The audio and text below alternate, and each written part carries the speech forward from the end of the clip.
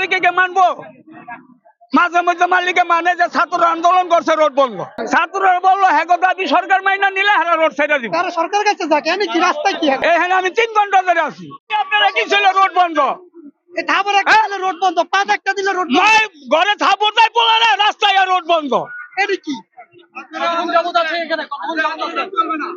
ফাইজলামি। হাজার হাজার স্টাফ না খেয়ে এনে পড়ে রইছে। আর এখানে অনেকটা রোড বন্ধ করছে ওরা। আমি এখানে কয়টা বাজে দেখে নি, 2টা বাজে 3টা বাজে। আমি গাড়ি চালাই, মেঘলা গাড়ি, মেঘলা। হ্যাঁ, এখানে আমি 3 ঘন্টা ধরে আছি। আমি সরকার মানে নাকি আমি কেমনে কম? সরকার কাছে আমি কি সরকারের কাছে গেছি?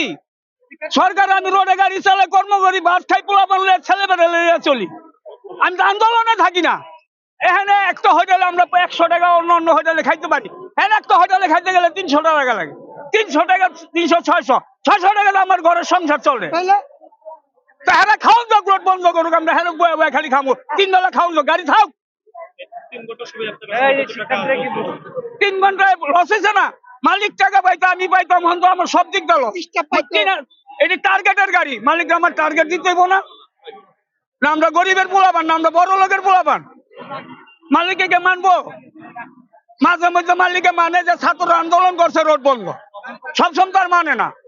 একবার 2বার 3বার ছাত্ররা বললো হ্যাঁ দাবি সরকার মাইনা নিলে হ্যাঁ রোড ছেড়ে দিব। সরকার কাছে যাক আমি কি রাস্তায় কি আবার হ্যারবরও কইছে সন্ধ্যা পর্যন্ত চলবো, আবার 10 সেকেন্ডের ভিতরে রেজা লাইলে আমরা রোড ছেড়ে দেবো। মানে কোনো নির্দিষ্ট টাইম নেই। এটা একটা বাইক